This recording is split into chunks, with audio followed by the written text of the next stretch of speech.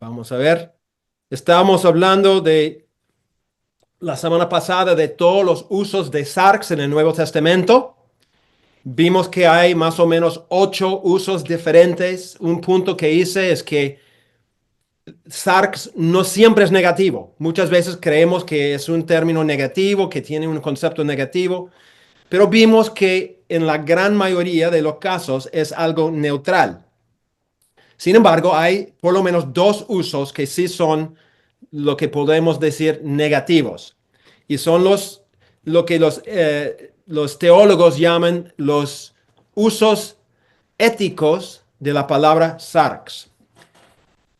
Ahora, lo que quiero hacer hoy es empezar a ver 3 textos claves que realmente son, yo diría, la base del término sarx en su forma negativa, la forma que generalmente pensamos en el uso de sarx. Entonces, yo quiero ver los 3 textos para que podamos realmente entender cómo es que Pablo, porque Pablo es el autor que más usa sarx, cómo es que Pablo usa la palabra sarx.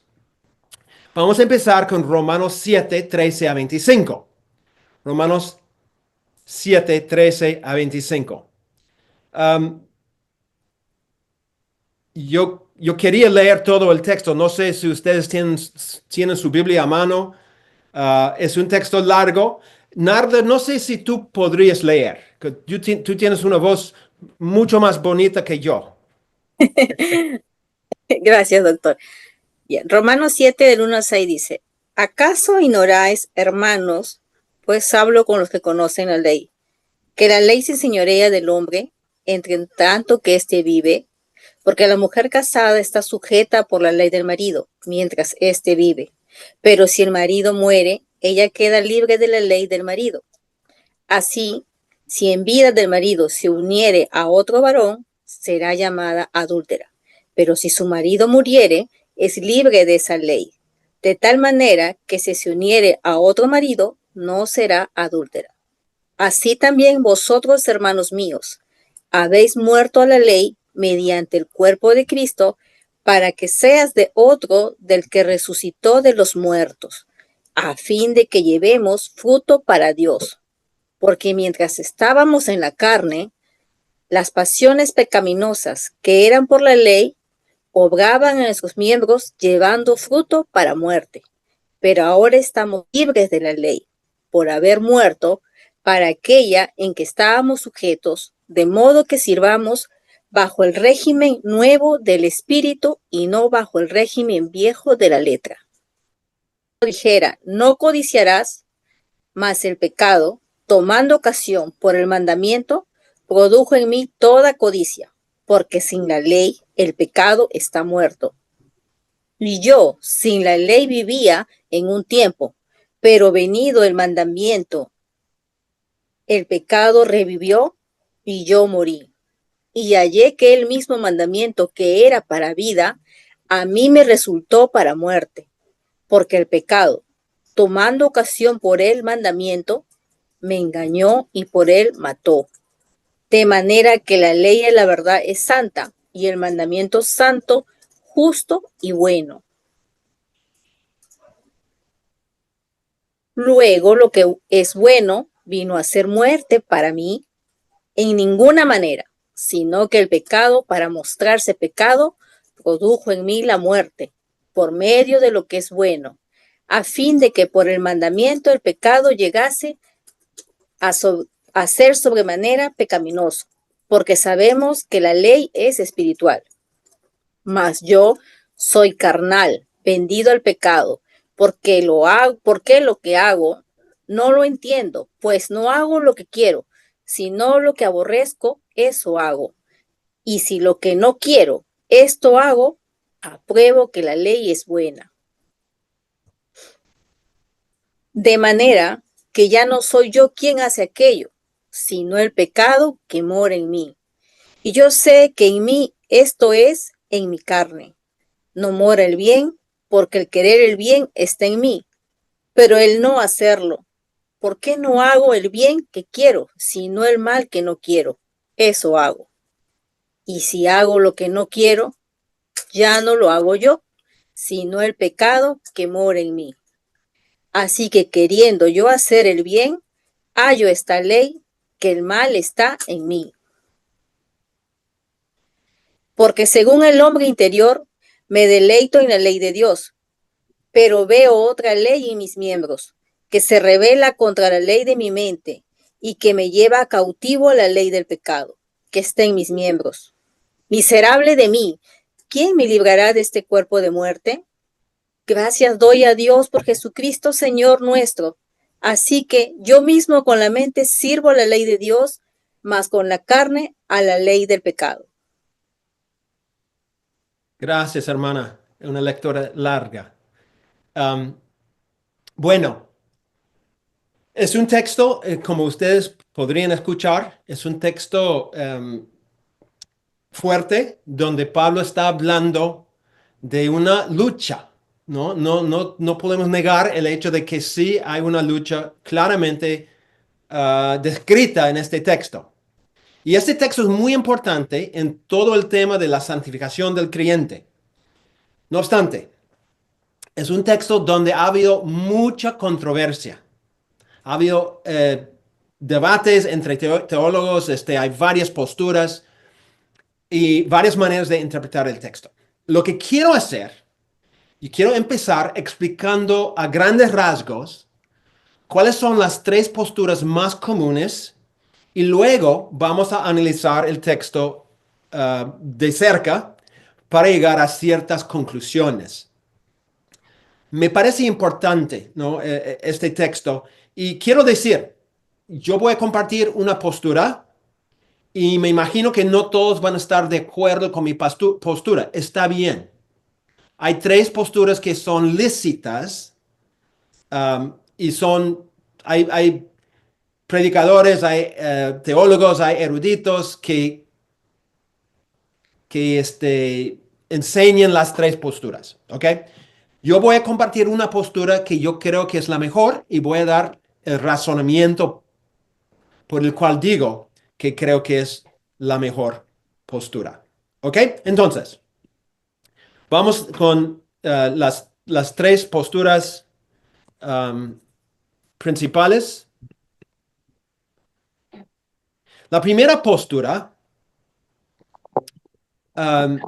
dice que todo este texto es el testimonio de Pablo, el creyente.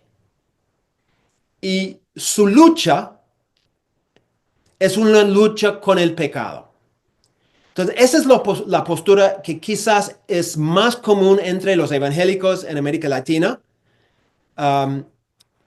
Otra vez, la postura dice que la lucha que Pablo describe en este texto es verdaderamente la lucha que él y que todos los cristianos enfrentamos constantemente y durante toda la vida.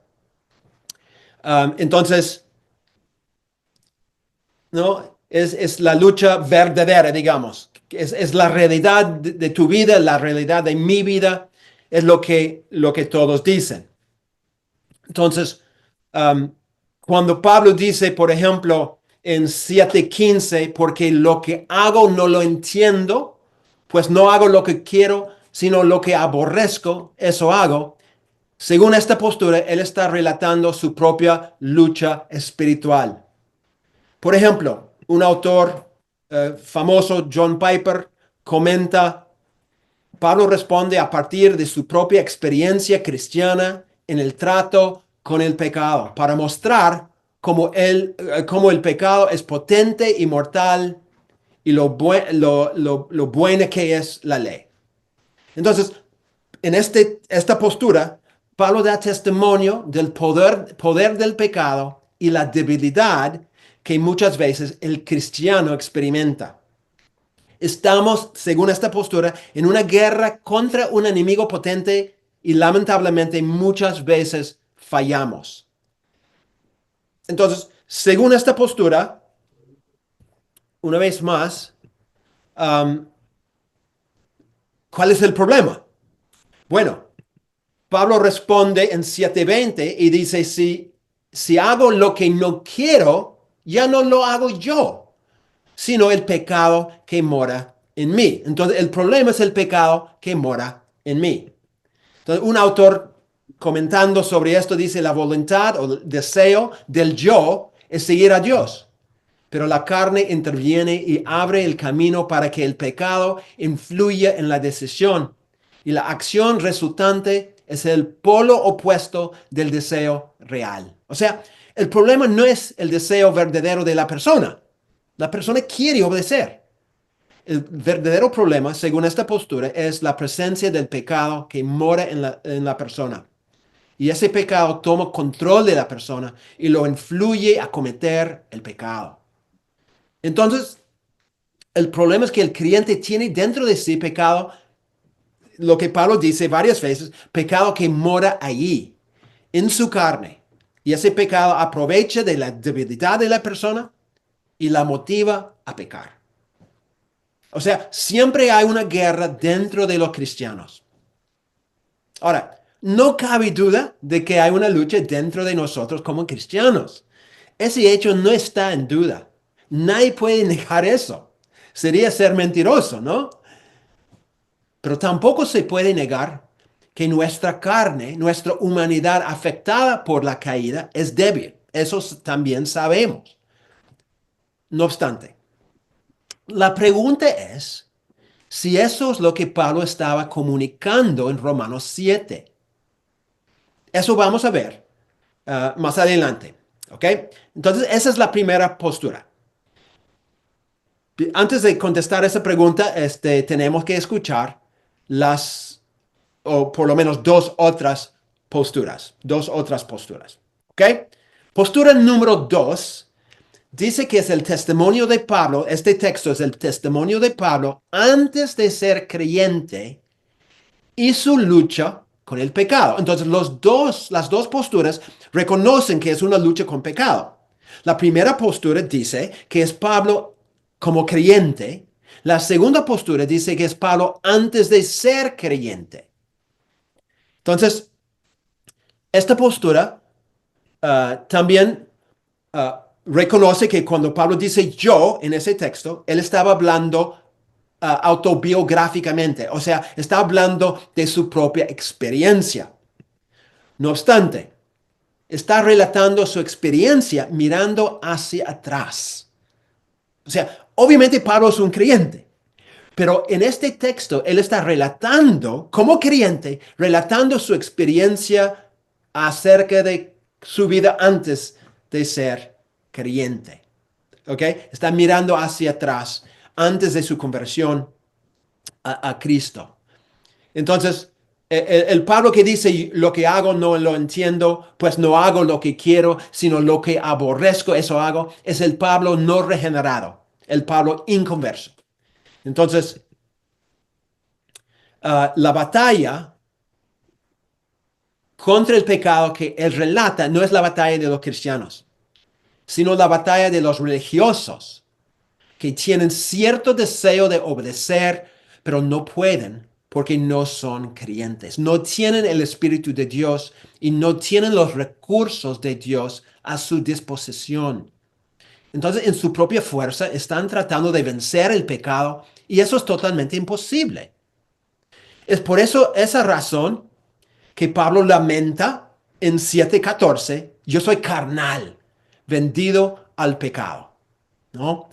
Como un autor explica, Pablo está describiendo una completa y total cautividad al pecado.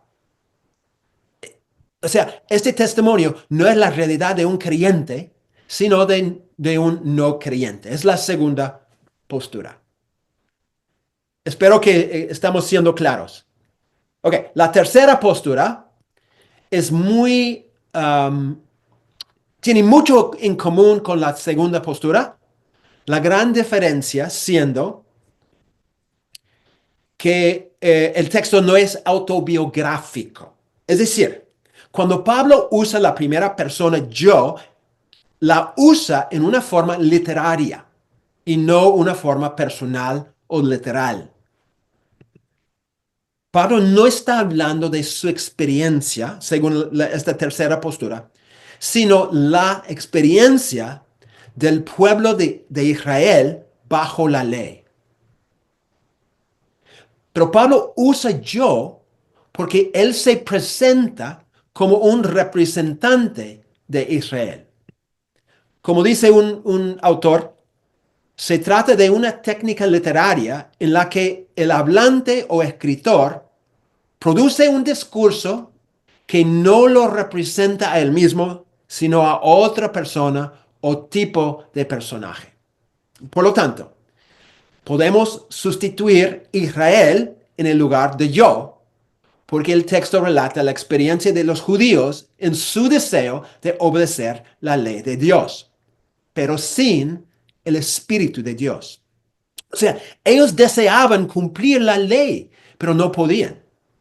Vivían un dualismo entre el querer y el no poder, ¿no? El pecado gobernaba sus vidas dejándolos en un estado de fracaso espiritual. Bueno, estas son las tres, o debo decir, tres de las posturas más comunes, porque hay más posturas, pero son las tres más comunes sobre la interpretación de Romanos 7. Las tres posturas tienen cosas importantes para enseñarnos. Las tres, ¿no? Cada una tiene cosas muy importantes, creo yo, para enseñarnos. Las tres posturas intentan ser fieles al texto bíblico. No obstante, obviamente, todas las tres posturas no pueden ser correctas, ¿no? Sería bueno, pero no es así. Entonces, aunque es un tema complicado, vamos a intentar desatar este nudo interpretativo para llegar a una postura que es consecuente con el mensaje de Pablo en Romanos. Entonces, vamos a ver, vamos a hacer un estudio de Romanos 7 y yo voy a compartir una postura que yo creo que es la mejor postura. Otra vez, quiero enfatizar esto, hermanos. No digo que si no creen mi postura están mal, ¿ok? Son tres posturas lícitas. Yo creo que la que voy a compartir es la mejor, pero hay excelentes pastores, líderes cristianos que creen las tres posturas. Yo sí creo que es importante estudiar a fondo este texto y llegar a una postura. Creo que es muy importante porque afecta cómo leemos varios otros textos y afecta cómo entendemos el concepto de la carne. Ok, vamos a ver el contexto entonces. Para ver el contexto tenemos que volver hasta Romanos 5, 12 a 21. Porque en ese Ujú. texto Pablo resume toda la historia de la redención y resume la historia en la influencia de dos personas, ¿no? La persona de Adán y de Cristo. Por medio de Adán, según Pablo, el pecado entró en el mundo y por medio del pecado entró la muerte. ¿Y qué pasó con la muerte? La muerte pasó a todos los seres humanos. ¿Por qué? Porque todos pecaron. Como consecuencia, durante toda la historia, desde Adán hasta Moisés, o sea, todo el tiempo antes de la ley, Pablo dice que la muerte reinó. La consecuencia del reino de la muerte durante todo ese tiempo era condenación para todos. Luego entró la ley, Pero en vez de resolver el problema, Pablo comenta en Romanos 5, 20 y 21 que la ley se introdujo para que el pecado abundase. Increíble, ¿no?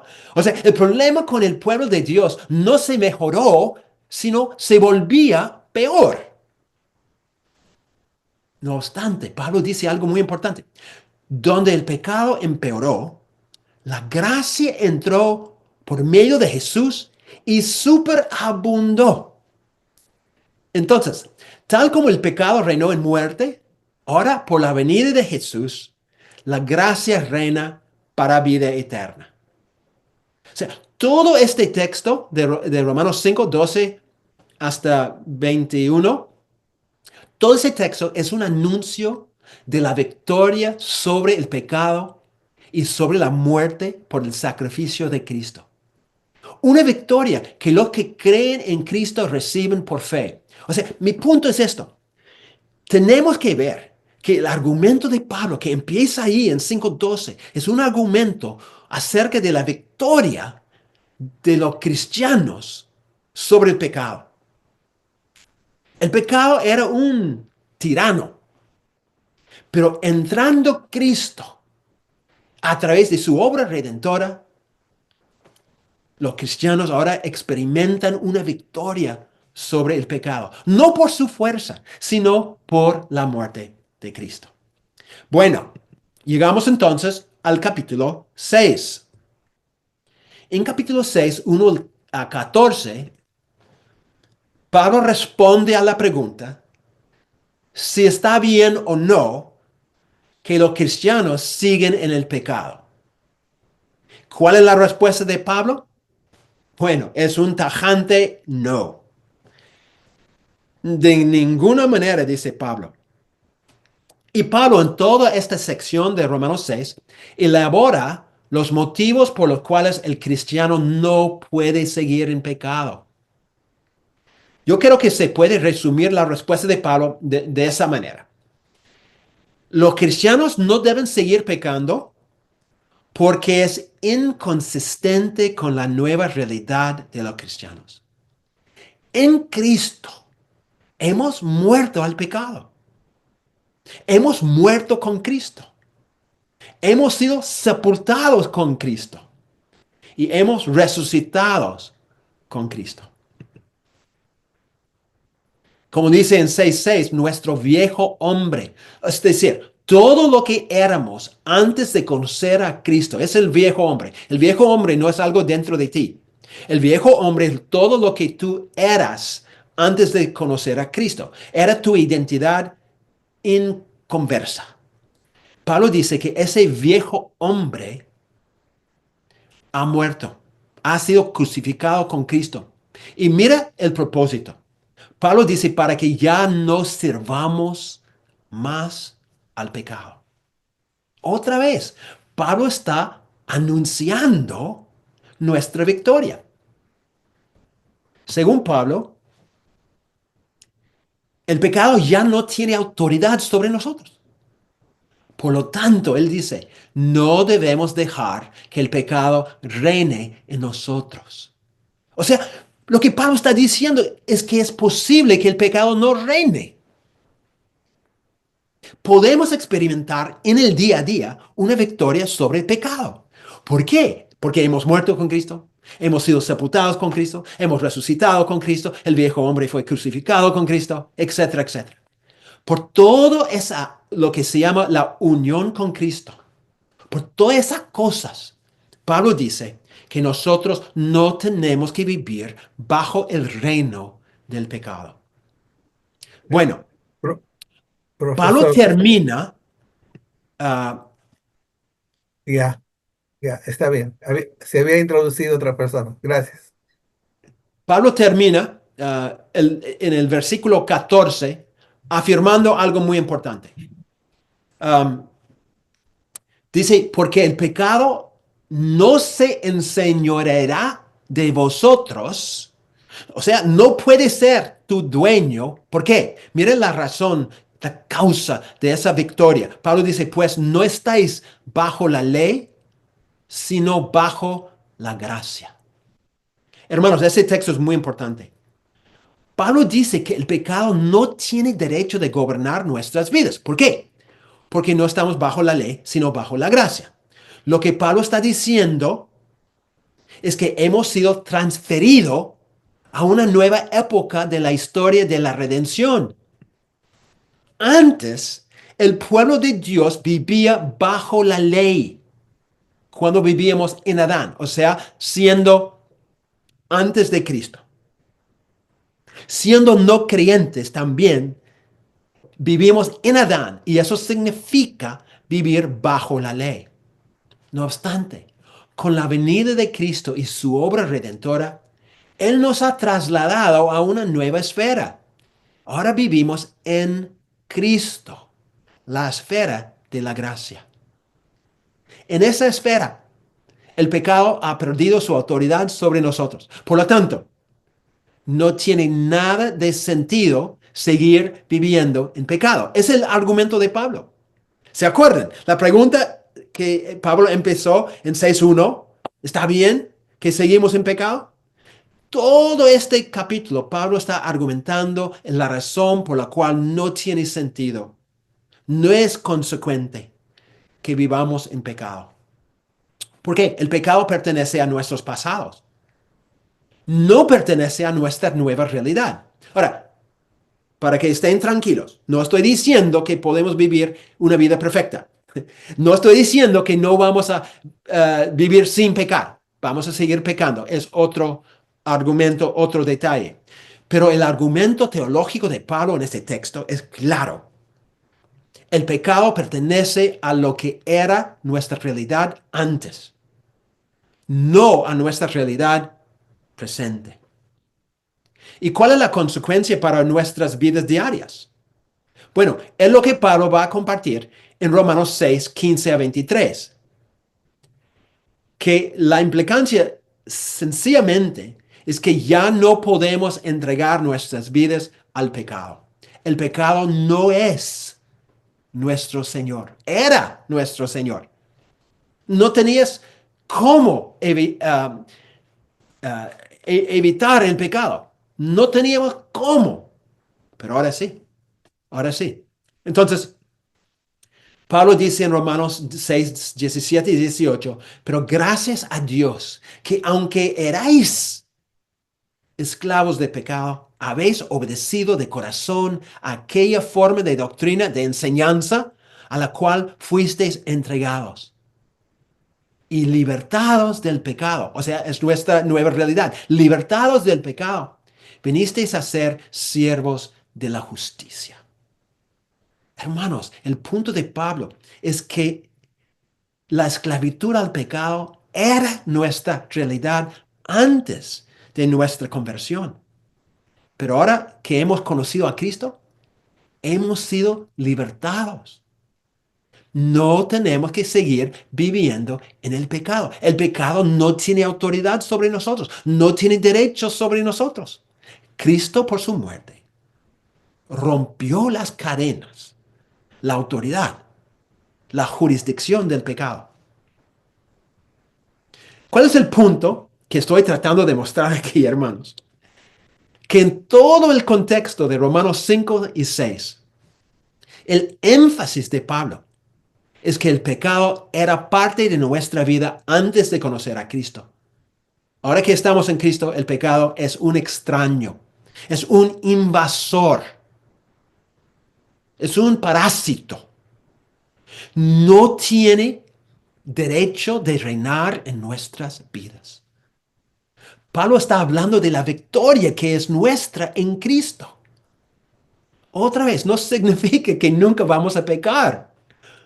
Por supuesto, por nuestra debilidad, por el hecho de que somos carne todavía, vamos a seguir luchando con el pecado. Todavía tenemos un enemigo, todavía vivimos en el mundo, vamos a seguir pecando. No obstante, y esto es importante, hermanos, el énfasis de Pablo en toda esta sección es que el pecado no es el estado normal para el creyente. Era antes, pero ya no. El reino del pecado sobre nosotros ha sido derrotado. En Cristo somos libres.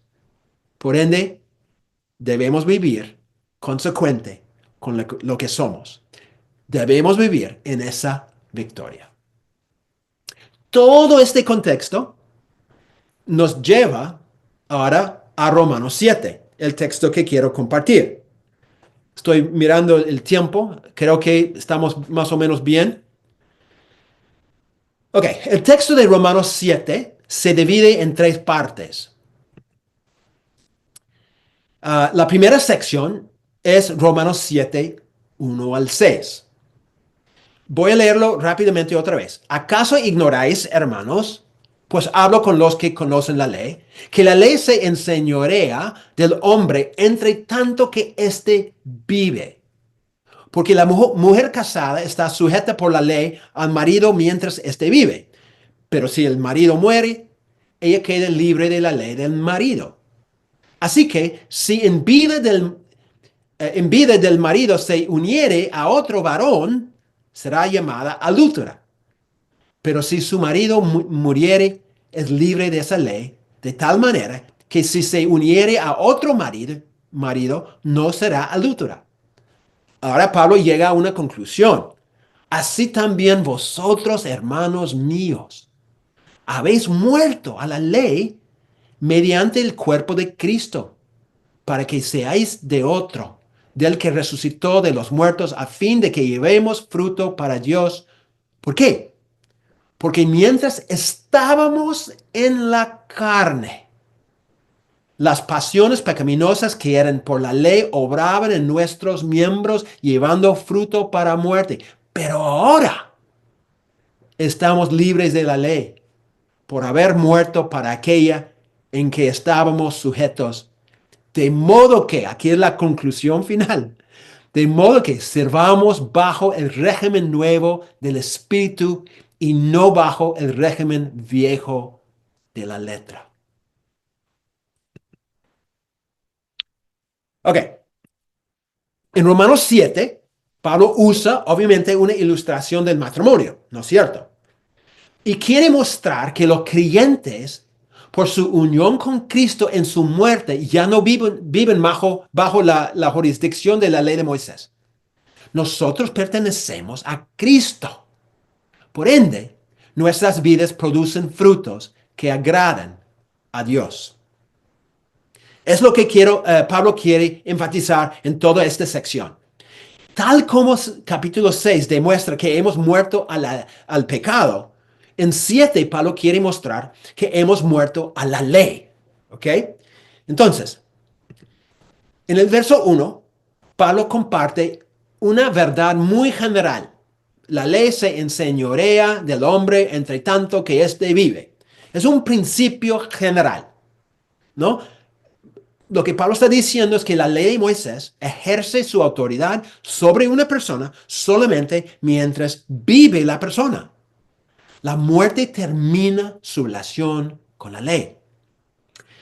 Entonces, Pablo va adelante en los versículos 2 y 3 y él comparte esa ilustración del matrimonio, ¿no? Está ilustrando ese principio que menciona en verso 1, pero a través de la ilustración del matrimonio. Según la ley, dice él, una mujer casada está vinculada a su esposo mientras vive. No obstante, si el esposo se muere, la mujer está libre de esa obligación. Ahora, si la esposa se junta a otro hombre mientras vive su esposo, ella es culpable del adulterio. Sin embargo, si se muere el esposo, ella está libre para casarse con otro y no será culpable del adulterio. Ahora, pregunta, ¿qué tiene que ver esta ilustración con la iglesia? Bueno, Pablo aplica este principio de la ley a la vida de los creyentes. Y lo hace en el verso 4. Así también vosotros, dice Pablo. O sea, Tal como estoy usando esta ilustración del matrimonio, ahora voy a aplicar esa ilustración a la vida de los cristianos. Así también vosotros, hermanos míos, habéis muerto a la ley mediante el cuerpo de Cristo, es decir, mediante la muerte de Cristo. ¿Para qué? ¿Cuál era el propósito? Para que seáis de otro, del que resucitó de los muertos, a fin de que llevemos fruto para Dios. Tal como en el matrimonio, cuando hay una muerte, hay libertad de ese matrimonio. Así también es con los cristianos respecto a la ley. Los cristianos han muerto a la ley. ¿Cómo? Por medio de la muerte de Cristo. Esto significa que la ley como sistema ya no es su autoridad. Ya no es. ¿Por qué? Porque hemos muerto a la ley por medio de la muerte de Cristo. Los cristianos no viven bajo la jurisdicción de la ley justamente porque, por medio de la muerte de Cristo, ellos mismos murieron a la ley. Su muerte significa nuestra muerte. Su muerte significa nuestra muerte al pecado y nuestra muerte ante la ley. Ahora los creyentes son libres y unidos a Cristo. Y a través de esa nueva relación con Cristo, los creyentes pueden producir frutos para Dios. Ese es el argumento de esa parte. Ahora, en Romanos 7, 5 a 6, Pablo explica la causa de esta nueva capacidad que tenemos de producir frutos para Dios. Básicamente, Pablo dice que es porque algo ocurrió en nuestras vidas. Él empieza hablando de nuestro pasado, ¿no? Pablo dice, porque, mira, mientras estábamos en la carne, es nuestro pasado. Estábamos en la carne. Las pasiones pecaminosas que eran por la ley obraban en nuestros miembros llevando fruto para muerte. ¿Qué quiere decir estar en la carne? Era nuestra realidad antes de ser creyentes. O sea, sarx en este sentido se refiere a la vida inconversa. Significa ser un no creyente. Cuando estábamos en la carne, Pablo está hablando netamente de nuestro pasado. Cuando vivíamos bajo la ley, ahora no. En ese tiempo antes, o sea, el tiempo antes de conocer a Cristo, los deseos pecaminosos fueron encendidos por la ley, dice Pablo. Y la consecuencia era que nuestras vidas producían frutos para muerte. Pero algo pasó que cambió nuestra situación. Y Pablo sigue en el verso 6. Pero ahora, mira, ese es nuestro presente. Pero ahora estamos libres de la ley por haber muerto para aquella en que estábamos sujetos, de modo que servamos bajo el régimen nuevo del Espíritu y no bajo el régimen viejo de la letra. ¿Cuál es nuestra nueva realidad en Cristo? Pablo escribe, pero ahora. Hermanos, noten el contraste. Algo pasó y trajo una nueva situación. Pero ahora, el resultado es que estamos libres de la ley. Nuestra muerte con Cristo ha resultado en libertad de la autoridad de la ley. Ese es cómo podemos ilustrar todo esto. Estábamos en la carne, pero ahora no. Antes nuestras vidas producían frutos para muerte, pero ahora frutos para Dios.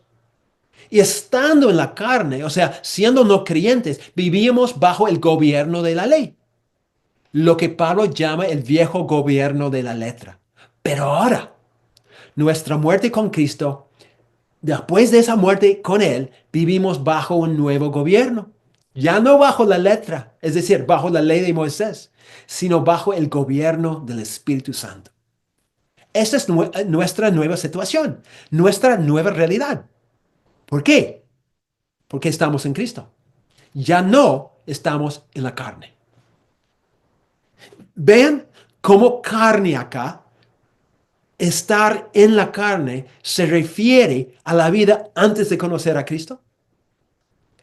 Creo que es claro por el mismo contraste que Pablo hace en este texto. Ahora, lo que Pablo ha dicho acerca de la ley podría haber sido tomado como si él estuviera diciendo que la ley era algo malo, ¿no es cierto? Parece que él es muy negativo hacia la ley. Bueno, no es lo que Pablo quiso decir. Entonces, en Romanos 7, 7 a 12, Pablo va a responder a esa preocupación que la gente diga que la ley debe ser mala. Entonces, Pablo va a responder. Su propósito es mostrar que el problema que tenemos con el pecado no es culpa de algún defecto en la ley. De hecho, la ley es santa y buena. Además, la ley sirve para revelar qué es el pecado. ¿No? Pablo escribe, ¿qué pues diremos, pues? La ley es pecado. Pregunta, ¿la ley es pecado? Y en ninguna manera. Pero yo no conocí el pecado sino por la ley. Porque tampoco conociera la codicia si la ley no dijera, no codiciarás. Mas el pecado, tomando ocasión por el mandamiento, produjo en mí toda codicia. ¿No? La ley decía, no debes codiciar. Entonces, mi cuerpo, mi corazón, mis deseos, mi humanidad, todo hacía una revolución y decía, wow, si tú dices que no, yo voy a hacerlo. ¿No? Entonces, Pablo dice, mas el pecado, tomando ocasión por el mandamiento, produjo en mí toda codicia, porque sin la ley el pecado está muerto. Y si yo sin la ley vivía en un tiempo, pero venido el mandamiento, el pecado revivió y yo morí. Y hallé que el mismo mandamiento que era para mi vida, a mí me resultó para muerte. Porque el pecado, tomando ocasión por el mandamiento, me engañó y por él me mató. Conclusión, de manera que la ley a la verdad es santa y el mandamiento santo, justo y bueno. ¿Cuál es el punto acá? Bueno, Pablo demuestra que la ley nos ayuda porque revela el pecado. Nos demuestra que algo es pecado. ¿Cuál es el problema? Entonces, si no es la ley, el pecado. Pablo dice claramente, si el problema no es la ley, el problema es el pecado. De hecho, dos veces Pablo dice el pecado tomando ocasión por el mandamiento. ¿No? En primer lugar, el pecado produjo en mí toda codicia. En segundo lugar, el pecado me engañó, dice Pablo, y por él me mató. Noten cómo Pablo presenta el pecado como una criatura, ¿no? Un ser con vida y con intenciones malvadas, un manipulador. O sea, Pablo usa lo que se llama personificación. Da características de una persona al pecado. Y el pecado no es una persona, no es una cosa, ¿no es cierto? Pero Pablo lo presenta como si fuera una persona. ¿Para qué? Para describir que el pecado realmente es un enemigo astuto que busca hacernos caer. ¿Y qué hace el pecado? El pecado aprovecha de la ley y usa la ley como una plataforma para producir en nosotros más pecado. ¿No? El pecado es un rey tirano, un enemigo invasor, un parásito que busca cómo entrar para destruir nuestras vidas.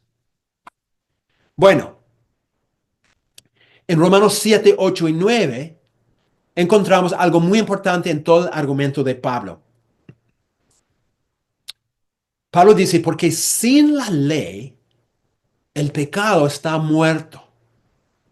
Y yo sin la ley vivía en un tiempo, pero venido el mandamiento, el pecado revivió y yo morí. Ahora, es muy importante entender que algo que creo que es importante reconocer, que Pablo no está hablando autobiográficamente. El yo no se refiere a Pablo mismo, sino a Pablo como representante de Israel en toda su historia. Una vez más, Pablo está hablando de dos tiempos en la historia. El tiempo cuando Pablo vivía sin la ley y un tiempo cuando venido el mandamiento. Ahora, ¿a qué tiempo se refiere Pablo? Bueno, sabemos por las escrituras que la época antes de la ley, o sea, antes de que hubiera la ley, es um, la época en el tiempo antes de Moisés, ¿no es cierto? Dios dio la ley por medio de Moisés. Entonces, el tiempo sin la ley era el tiempo antes de Moisés. Y el tiempo venido el mandamiento es entre Moisés y la muerte de Cristo. Pablo está hablando de dos épocas en la historia. Tengo una pregunta muy importante. ¿Vivía Pablo antes del tiempo de Moisés? Obviamente no. Entonces, ¿cómo es que Pablo puede decir que él vivía antes de la ley? No vivía. Pablo no existía en ese tiempo. Entonces, Pablo no está hablando de él porque él no vivía antes de la ley. Ni en el momento cuando Dios dio la ley. Pablo todavía no existía. Acuérdense, una cosa más. Pablo en su vida siempre vivía bajo la ley. Pablo nació en un hogar de fariseos y conocía la ley desde niño. Entonces no puede estar hablando literalmente de él mismo. Más bien, Pablo está usando lo que se llama el yo editorial. Yo como representante de otros. En este caso, está representando a los judíos. Él se pone digamos, la ropa en el lugar de los judíos y habla de cómo era la situación de los judíos en ese momento de la historia. Entonces, el punto de Pablo es que antes de que existiera la ley de Moisés, el pueblo de Dios vivía. Ahora, Pablo está jugando con las palabras vivir y morir aquí. Lo que él quiere decir es que, um, aunque hubo pecado antes de la ley, el hecho de no tener la ley significaba que no representaba una clara violación de una ley explícitamente descrita. Por ende, él puede decir, yo vivía. ¿Por qué? Porque la ley no existía y cuando uno pecaba, no estaba violando una ley escrita. Pero cuando la ley entró, Pablo dice, el pecado revivió. ¿En qué sentido? En el sentido de que llegó a ser una clara violación de mandatos expresados por escrito. ¿No es cierto? No había una ley escrita. Ellos vivían. Entra la ley y ese pecado que ellos cometían ahora era una clara violación, transgresión de una ley escrita. Entonces Pablo dice, yo que vivía antes, morí. Es decir, los judíos vivían y ahora han muerto. Lo que pasa es que con la ley el pecado era más obvio, era más visible. Y fue la entrada de la ley que empezó a incitar a más pecado, a hacer lo que la ley ahora prohibía. En ese sentido, Pablo puede decir que cuando el pecado revivió, él, es decir, el pueblo de Dios, murió. Ahora, todo este contexto nos lleva al texto clave.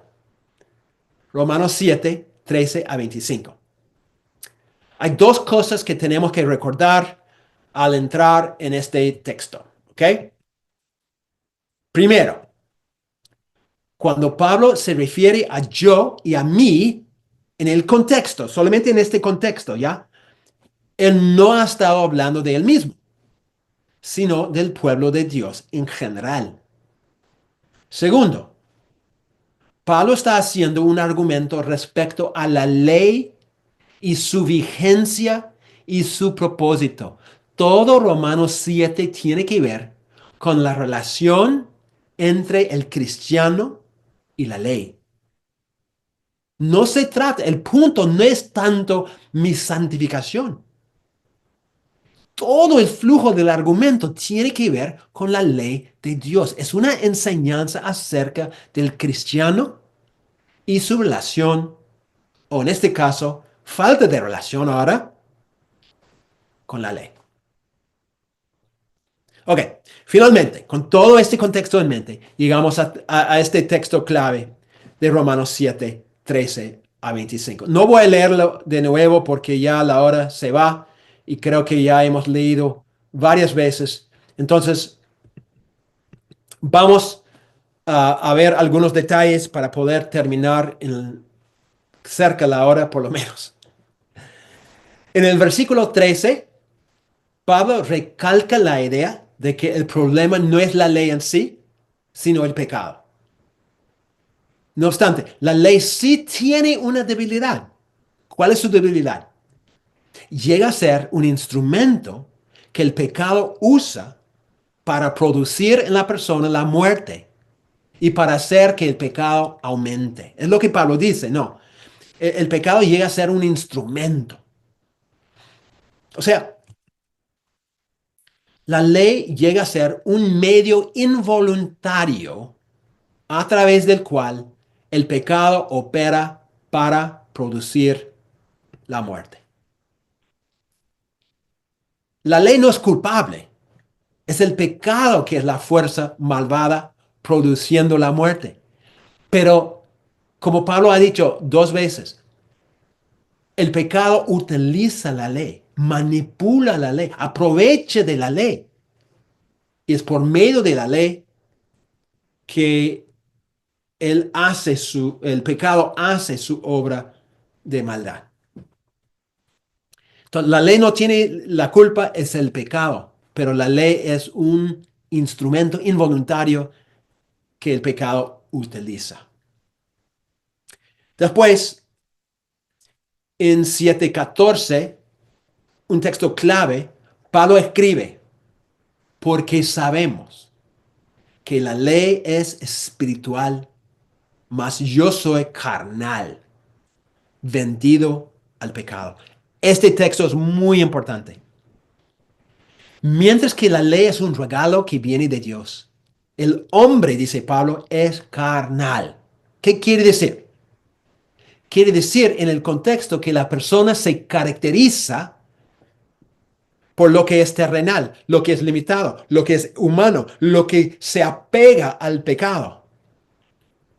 Y Pablo explica más lo que quiere decir con la frase yo soy carnal cuando él agrega vendido al pecado. ¿Qué quiere decir vendido al pecado? Ser vendido al pecado evoca la imagen de una persona siendo vendido como esclavo en el mercado. La idea no es de un simple coqueteo con el pecado. La persona pertenece al pecado. La persona no tiene libertad. Ha sido vendido. Es un esclavo. Vive totalmente sometido a la voluntad del pecado. Un autor lo describe de esa forma. La situación del yo no es solo una angustia interna por el pecado, sino una esclavitud impuesta externamente por el pecado que es decisiva para pensar que no se trata de un cristiano. El lenguaje que Pablo usa es claro. El yo no es un creyente, sino una persona inconversa, que todavía vive bajo el control del pecado. Es una persona totalmente vendida al pecado, esclavizada al pecado, pertenece al pecado. Es lo que Pablo dice en esta ilustración. Luego, en los versículos 15 a 20, Pablo explica lo que quiere decir de una manera concreta que yo soy carnal vendido al pecado. Varias observaciones que quiero compartir rápidamente en este punto. Primero,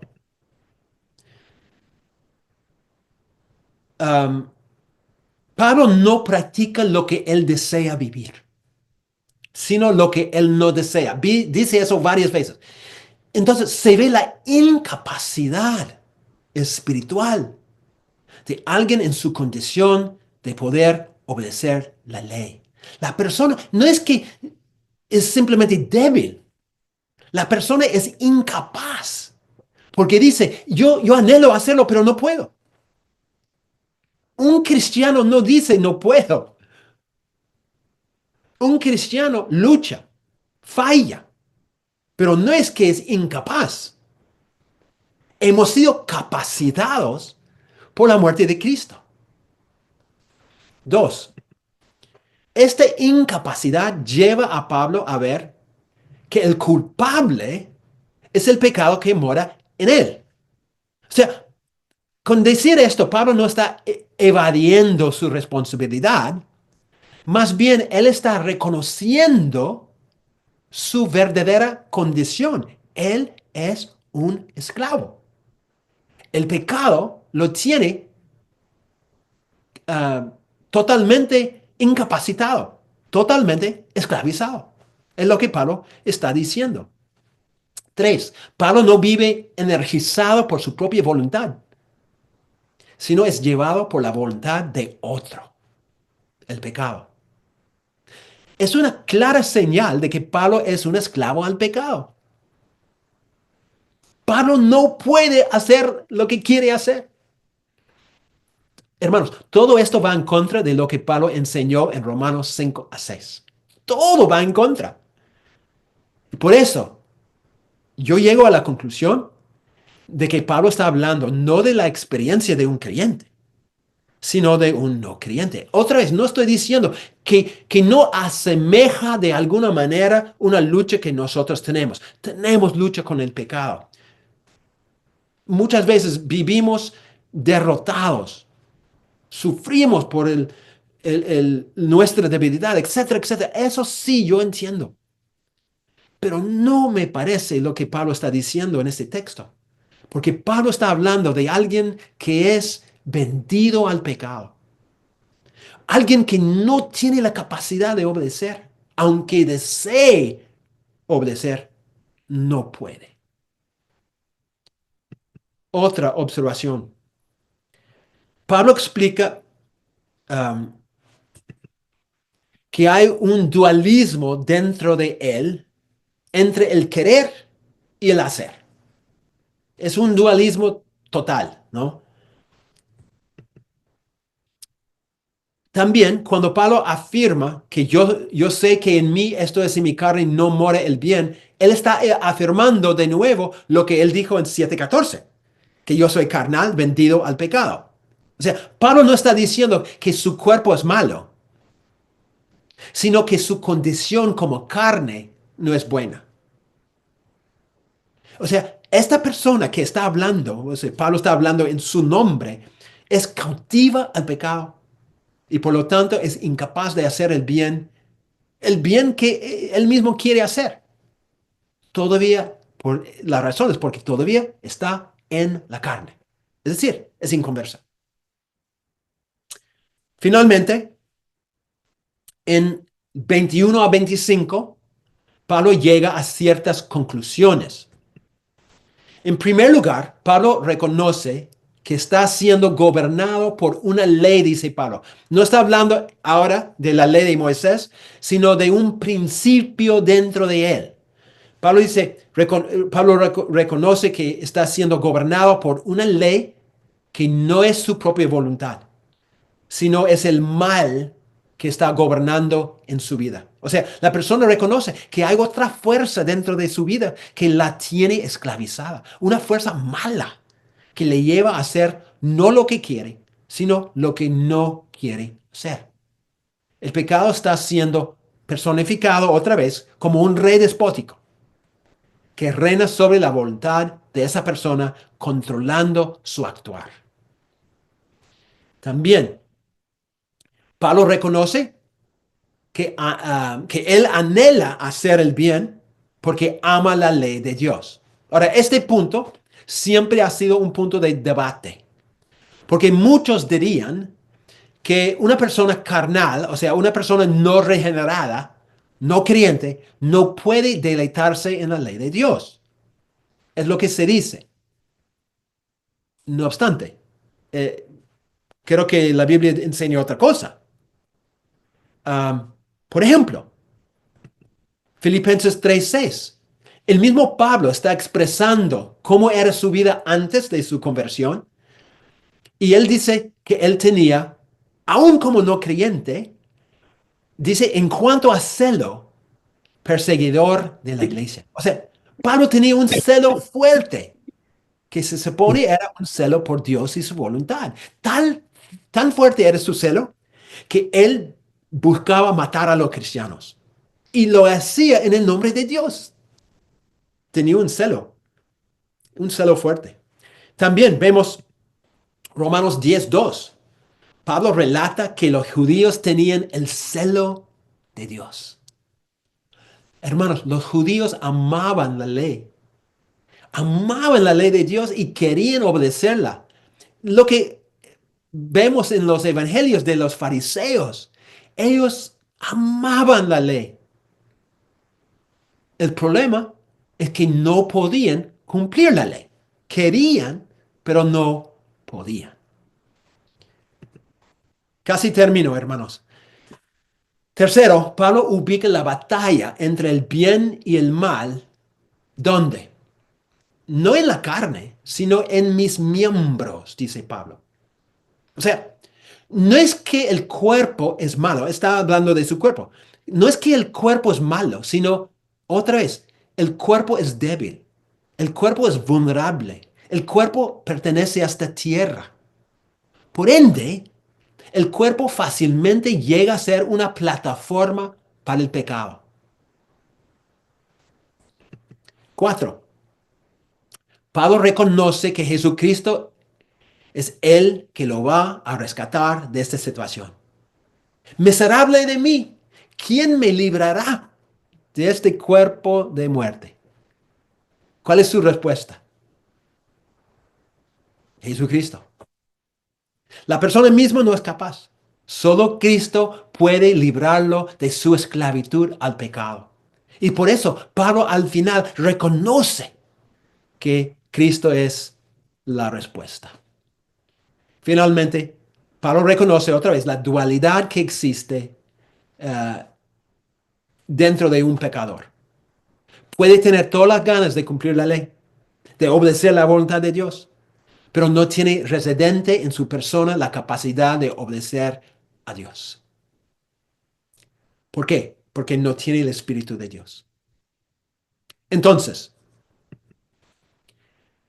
una persona que vive bajo la ley y que está esclavizada al pecado, y aunque tenga todo el deseo, no puede cumplir la ley por el mismo pecado que gobierna su vida. Hay una dualidad en los que viven bajo la ley y que no tienen el Espíritu de Dios. Desean cumplir la ley, pero el pecado reina en ellos y les esclaviza, haciendo que ellos hagan lo que no quieren hacer. La única esperanza de libertad es Cristo y la obra del Espíritu Santo. Y ese es el mismo punto que Pablo elabora en Romanos 8. No sé si notaron que en el capítulo 7 no menciona el Espíritu Santo. Es porque Pablo quiere mostrar cómo era la vida de los judíos que querían obedecer la ley de Dios, pero que no podían porque su existencia, su identidad, su realidad era en la carne, sin tener el Espíritu de Dios. Entonces, aplicándolo a nuestro contexto, la idea es esto. Una persona religiosa, o sea, una persona no convertida, puede mostrar ganas de obedecer a Dios, puede intentar con toda su fuerza, pero no lo puede lograr. Es imposible. ¿Por qué? Porque no tiene el Espíritu de Dios. Justamente porque no pertenece a Cristo. Si se rinde ante Cristo, recibirá el Espíritu de Dios. Será libre de la jurisdicción de la ley y muertos al pecado. Cristo es la única respuesta. La única respuesta. Finalmente, aunque es verdad que el creyente sigue luchando con el pecado, la lucha es real otra vez. No obstante, me parece a mí que Romanos 7 no está hablando de ese conflicto interno que existe en cada creyente, sino está hablando de la realidad de los que tratan de obedecer la ley de Dios, pero sin tener el Espíritu Santo. Quieren hacerlo, pero no lo pueden lograr. Ok, um, es todo. Es todo. No sé si hay preguntas, dudas, quejas. Gracias, doctor G. Amados hermanos, pastores, líderes, muchas gracias por compartir este tiempo con cada uno de nosotros, sobre todo con el doctor, que es muy importante estar aquí todos en clase. Queremos invitarlos a pasar este tiempo de preguntas y respuestas relevantes al tema de hoy, Romanos 7. Si tienen alguna pregunta, pueden levantar la mano virtual o escribir por WhatsApp, por Facebook, perdón, por aquí por el Zoom. Hay una pregunta. Pastor, ¿podría recomendarnos algunos autores donde pueda profundizar este concepto, ya que ya la primera posición es quizás la más popular? Um, el gran problema que veo es que um, no vas a encontrar un libro que trata este tema tal y cual como hemos abordado el tema. Hay libros donde, por ejemplo, Douglas Moo se llama, es un comentarista que ha escrito un comentario sobre Romanos y él opta por esta postura. Um, Él tiene un comentario en español, pero es muy caro. Debe costar como, no sé, en dólares como $50 o más. Um, Thomas Schreiner es otro autor, pero él no tiene libros en español. Um, ¿Quién más?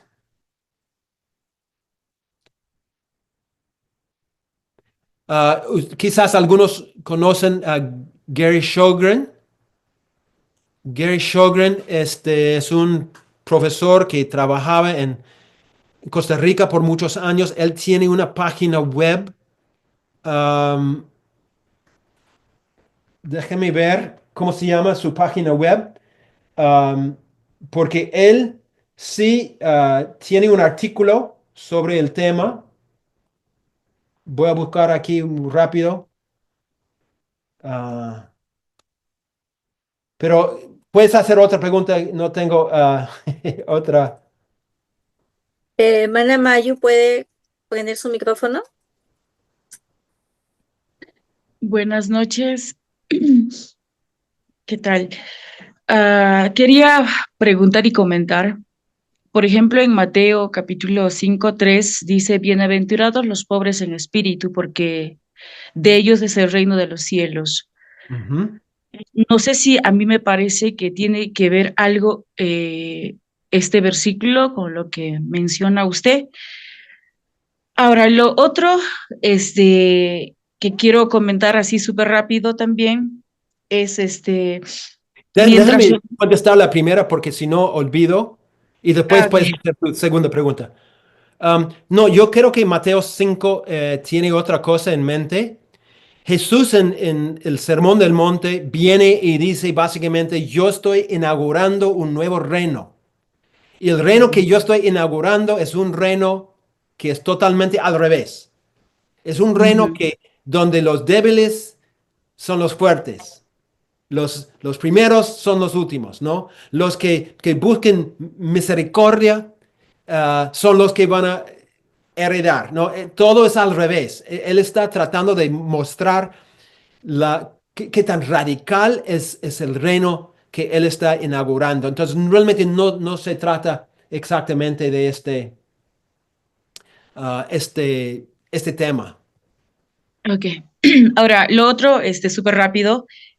Por ejemplo, yo trabajé en una tribu, no quiero mencionar el nombre, pero había un hombre con tres esposas, que era el jefe del lugar, y los misioneros, hemos hecho un reglamento interno étnico, y el hombre tenía las tres esposas, pero él no sabía que era pecado.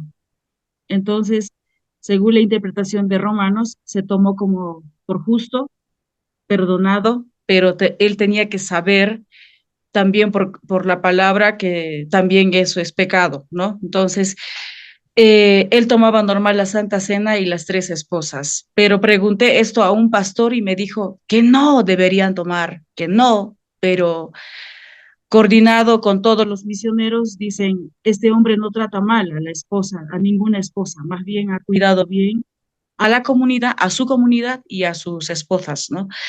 Bueno, es un tema bastante complicado, pero por otro lado también estoy llorando un poco porque soy misionera y antes yo no tenía a Cristo, entonces sé qué es estar sin Cristo y hoy en día explicar este tema muy profundo de Romanos, como se toma en teología como columna vertebral de la palabra de Dios, o la mejor, no sé, monografía de Pablo, no sé, algo así, ¿no? Entonces, lo único que pienso es cuánta gente realmente necesita a Cristo y tenemos que seguir hablando de él. Eso nada Amén. más, pastor, sí. Amén. Gracias, hermana. Gracias. Gracias, No, hermano mayor. el tema que compartes de los que tienen varias esposas es muy complicado dentro del campo misionero. Es algo en África que es muy común, ¿no? Y es algo muy complicado. Doy gracias al Señor que no tengo que contestar porque no estoy ahí.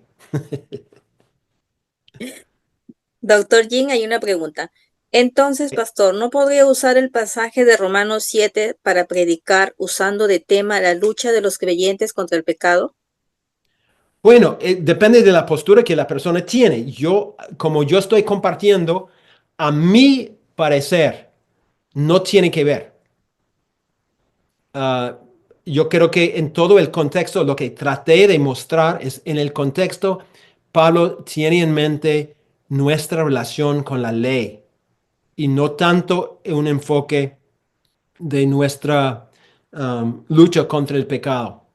¿Tenemos una lucha contra el pecado? Sí. ¿Es parecida? Sí, yo creo que sí, pero no con la incapacidad que se ve en ese texto. Entonces, yo diría, um, no sería lo mejor usar este texto porque creo que Pablo tiene otra cosa en mente. Miren, los puritanos siempre usaban ese texto. Las iglesias reformadas siempre usan ese texto porque ven como la primera postura. Yo solamente estoy compartiendo lo que a mí me parece más consecuente con todo el contexto y viéndolo detalladamente. Y yo diría que no se trata de eso, entonces no lo usaría yo con ese fin. Pero no voy a decirte a ti que no, yo no soy el Papa. Doctor, gracias. La siguiente pregunta nos dice, ¿podemos decir que si la vida cristiana es una lucha constante con la carne, según Gordon Fee dice que no? Ah, sí, es una lucha con la carne, pero tenemos que entender qué es la carne. Mi gran preocupación es que cuando decimos eso, tenemos en mente algo independiente que vive dentro de mí, como una naturaleza, y eso no es. El problema con esa idea es que si tú tienes una naturaleza pecaminosa dentro de ti, tú no puedes escapar de eso. Jamás. ¿Por qué? Es parte de lo que eres. Lo que yo estoy diciendo es que la carne es nuestra humanidad. Somos carne, pero nuestra carne, vista desde la óptica de la caída, se apega al pecado. Pero no es algo dentro de mí, es mi humanidad, es mi debilidad, es el hecho de que yo vivo en la tierra, ¿no? Entonces, yo tengo una lucha contra los deseos internos, como Pedro dice, tenemos deseos carnales que batallan contra el alma. Yo tengo lucha con el corazón mío que a veces desea cosas que no debe desear. Yo tengo luchas con mi cuerpo, porque mi cuerpo a veces desea cosas que yo no debo desear. O sea, es la totalidad de mi ser con la cual yo lucho. Porque aunque yo soy un nuevo hombre, tengo patrones y hábitos y deseos y maneras de pensar de mi vida antigua. Y yo tengo que seguir luchando contra lo que yo era para que yo pueda vivir consecuente con lo que yo soy. Esa es la lucha. Pablo Muchas dice gracias, en doctor. Efesios 4 que tenemos que despojarnos de la conducta del viejo hombre. No del viejo hombre, porque no es algo dentro de mí, pero la conducta del viejo hombre, los deseos del viejo hombre, todo lo que yo era, esa cosa, yo tengo que luchar y decir, no, ya no, porque no es quien soy yo. Muchas gracias, doctor Guillén. Excelente. A los que nos están preguntando constantemente si los materiales se van a subir, por supuesto que sí, al grupo de WhatsApp se envían las clases, los PPT y todo lo relevante al curso. En la primera clase estuvimos hablando del concepto de la carne. Los invitamos a ver el primer video para que puedan continuar las siguientes clases y así todos vamos a llevar bien los temas consecutivos. Adelante, doctor Pastor José Luis. Buenas noches, Pastor Jean. ¿Me Hola, escucha? hermano. Pastor, una pregunta ¿en qué contexto colocaría usted al hijo pródigo? ¿Un cristiano o un convertido o un no convertido? Es decir, ¿en qué contexto colocaría al hijo pródigo? Ya, muy buena pregunta, hermano. Ah, por el contexto, ¿no? En Lucas 15 hay tres parábolas y las tres tienen el mismo mensaje.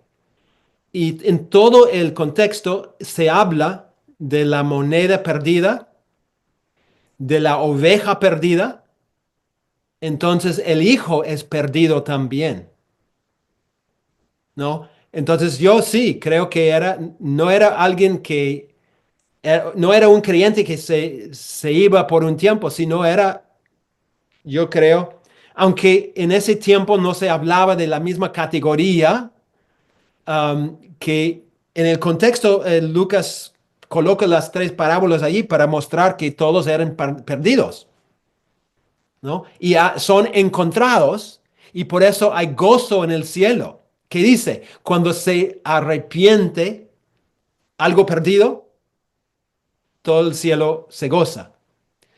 Porque el hijo pródigo representa los fariseos, perdón, los pecadores y los cobradores de impuestos. Las prostitutas. No me acuerdo en el contexto, pero de los pecadores. Entonces, Jesús usa él como una ilustración de ese grupo. Y tal como el hijo mayor representa a los fariseos y los escribas, ¿no? En la parábola, cada grupo representa uno de los dos hijos. Entonces, eso es lo que diría, pastor.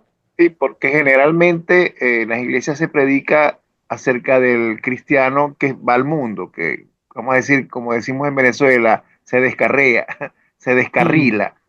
Y muchos se basan en función de que es nombrado hijo, ¿no?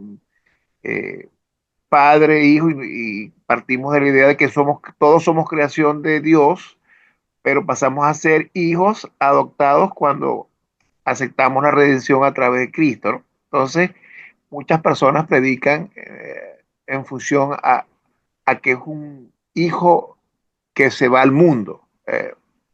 Y me dio lo que usted todo explicó hoy, pues me puso a pensar, ¿no? En qué contexto podría yo al hijo pródigo, porque generalmente en nuestras predicaciones, en las predicaciones usamos el hijo pródigo como alguien que se va de la iglesia, alguien que es cristiano y se va al mundo, pero vuelve y Dios siempre está con los brazos abiertos para recibirle. Esa era mi inquietud, hermano Jim. Sí, hermano, no pelearía por ese tema porque en el tiempo de Jesús, ¿no? Antes de su muerte y resurrección y todo eso, las categorías entre convertido y no convertido no eran tan, digamos, claras como después, porque todos eran judíos. Entonces la pregunta sería, ¿era un judío practicante, un judío de nombre nada más? O sea, no era exactamente como era después, cuando no se hablaba simplemente de judíos y no judíos, ¿no? Era qui- quizás otra óptica, ¿no? Pero sí, yo creo que por el contexto yo diría que no era convertido. Gracias, doctor Jim. Doctor, ¿cómo puede interpretarse Primera de Juan 1 sobre el pecado en el creyente, ya que él está hablando con una iglesia? Su punto es muy interesante, pero a la vez merece estudiarlo. Ujú. No, otra vez, si alguien dice que no tiene pecado, es mentiroso. Primero de Juan 1, creo que es 10. Um, entonces, no estoy diciendo que no tenemos pecado. Lo que estoy diciendo es que si tú eres creyente, el pecado no es tu dueño. El pecado no es tu señor. El pecado no es un invasor. Para un no creyente, el pecado no es invasor. El pecado es residente, el pecado es vecino. Pero siendo creyente, el pecado ya llega a ser un extraño que no pertenece. Es un parásito que busca cómo colgarse para succionar la vida de una persona, ¿no? Entonces, otra vez, no estoy diciendo que no tenemos pecado, tenemos pecado. Yo peco todos los días, lamentablemente. Pero el pecado es un extraño. El pecado no pertenece. El pecado no debe ser mi forma de vivir natural. Yo tengo que luchar en contra del pecado. No es parte de mi nueva identidad. Pero no estoy diciendo que no tenemos pecado. Hay algunos que creen que después de recibir a Cristo no se peca de nuevo. Sí vamos a pecar. Hasta que Cristo regrese. El último, la última clase voy a hablar voy a contestar la pregunta, ¿por qué seguimos pecando si todo esto es verdad? ¿Cuáles son las razones por las cuales seguimos pecando? ¿Cuáles son los factores? ¿No? ¿Cuál es la batalla verdadera que enfrentamos? Eso vamos a hablar en la última clase, ¿no? Solo quiero ahora echar una base sobre qué significa carne, ¿no? Y en Romanos 7, ¿cuál es el argumento de Pablo en ese texto? La clase que viene vamos a hablar de Romanos 8, porque Pablo tiene una óptica muy clara, el Espíritu Santo, ¿no? Y después en Gálatas 5, donde Pablo habla de esa guerra entre carne y espíritu. ¿De qué se trata? Vamos a hablar de esos dos textos. Maestro, buenas noches. Buenas noches. Mi nombre es Maribel. Bueno, estaba escuchando la clase en cuanto a la carne, pero hay un versículo que dice, ¿no? que nosotros vamos camino a la perfección de Cristo, ¿no? Sí vamos vamos a caer, vamos a pecar, pero mirando, ¿no? Bueno, yo entiendo, ¿no? Que nosotros nos vamos perfeccionando día a día, ¿no? A llegar a la plenitud de nuestro Señor Jesucristo, pues, ¿no? Porque somos humanos y pecamos, ¿no? Aún siendo cristianos, ¿no? Eso he visto mucho también en la iglesia, ¿no? Sí, sí. Que siempre hay en cuanto como dicen, ¿no? Lo que es la carne, ¿no? Los deseos de la carne, aún siendo cristiano. A veces porque el recibir a Cristo en nuestro corazón, ¿no? No es que ya hay un cambio total repentino, ¿no? Ahí es donde viene la lucha entre la carne y el espíritu, ¿no? Lo que, bueno, nos habla también en Romanos, ¿no? A quien alimentamos, a quien estemos, sea más fuerte, ese es aquel que va a ser más fortalecido, ¿no? Eso es lo que yo estaba ahorita entendiendo o estoy mal, no sé, querías que me aclarara o me confundí, creo. Bueno, Gracias. estaba muy de acuerdo con todo lo que dijiste hasta el final. Cuando dijiste que tenemos esa lucha entre carne y espíritu, es verdad, pero después dijiste que el que alimentamos es el que gana. Y ahí es esa postura que cree que dentro de mí yo tengo dos naturalezas, como si fueran dos perros, blanco y negro. Uno representa la naturaleza pecaminosa, la otra um, la nueva naturaleza. Y esa idea yo creo que es una idea equivocada. La lucha no es entre dos naturalezas. Yo no tengo dos naturalezas, yo tengo una sola naturaleza. ¿Tengo una lucha dentro de mí? Sí, pero no es entre dos partes de mí. No soy dividido. Yo soy una persona unida y usted también. La lucha es um, entre los deseos de mi pasado, las formas de pensar de mi pasado, etcétera, etcétera, las tentaciones del mundo, etcétera. Ahí radica la lucha, ¿no?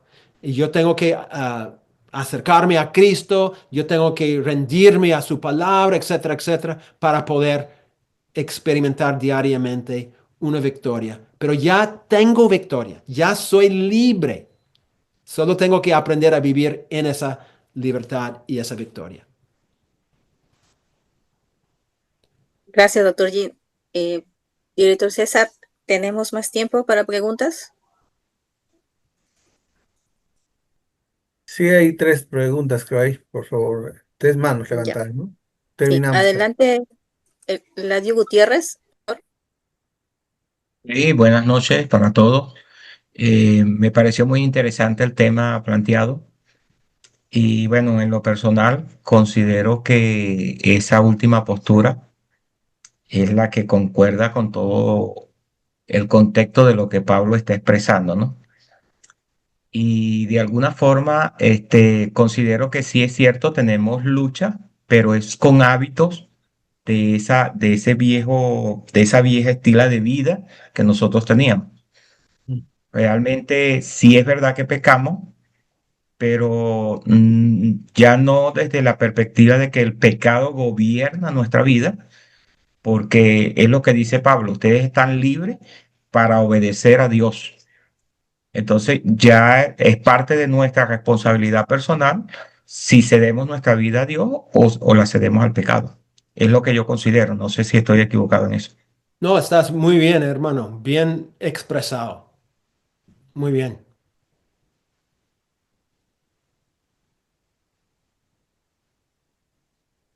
Adelante, misionera Charo.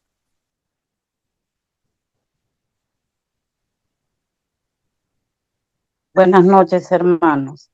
Buenas noches. No soy misionera, quisiera. Buenas noches, pastor. Este, Primeramente agradecerle porque el tema ha sido tremendo. Yo soy una persona divorciada hace más de 14 años. Cuando yo me separo del padre de mis hijas, fue por un tema ya que mi vida estaba en riesgo, ¿no? Consulté pastores, todo. El divorcio se dio orando mucho Y bueno, en un momento que yo estaba sola, como ustedes dicen antes, no, la carne es débil, las voces comenzaron afuera, pero tú eres joven, eres libre, puedes rehacer tu vida.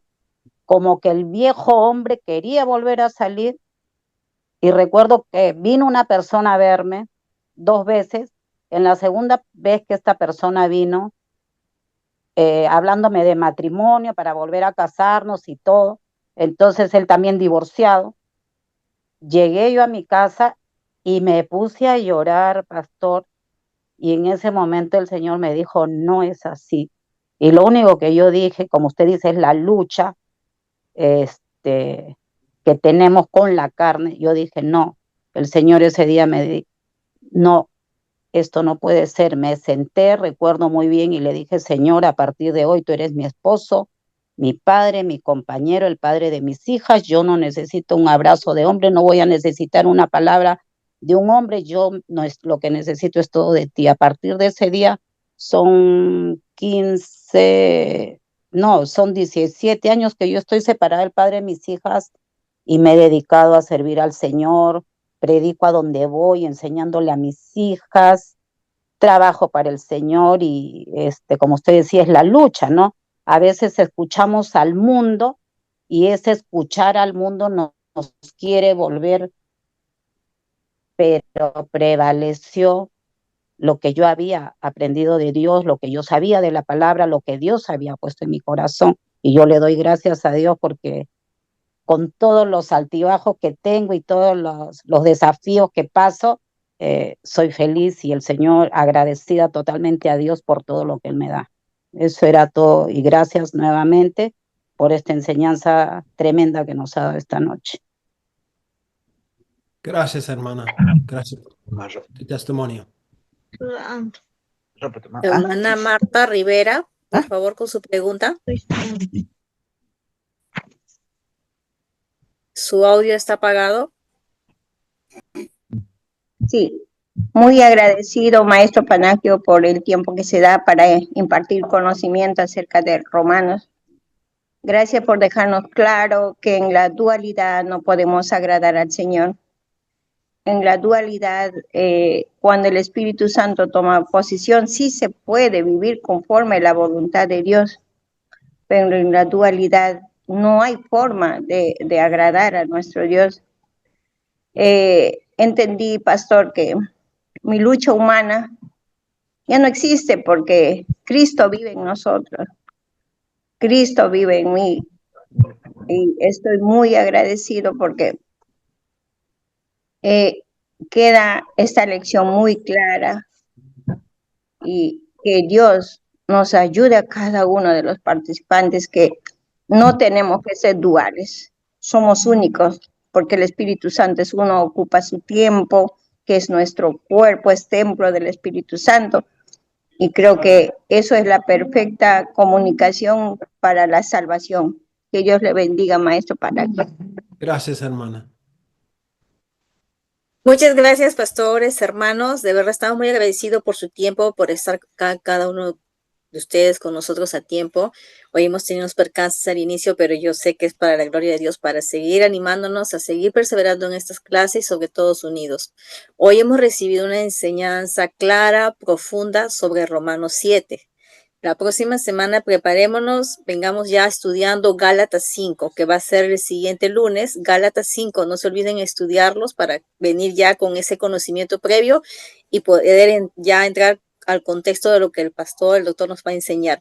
Queremos animarlos también a no solo, que cada uno de nosotros no solo retengamos información, sino poder aplicar todo lo que hemos aprendido sin sacar el texto de su contexto. Porque como siervos que enseñamos la palabra, es nuestra responsabilidad transmitir el verdadero significado de las escrituras. Por eso Ministerio Logos Perú, con mucho amor, desea que todos los pastores, líderes sean capacitados, provistos de materiales para poder enseñar y transmitir las verdades bíblicas conforme a lo que el Señor nos ha revelado a través de su palabra.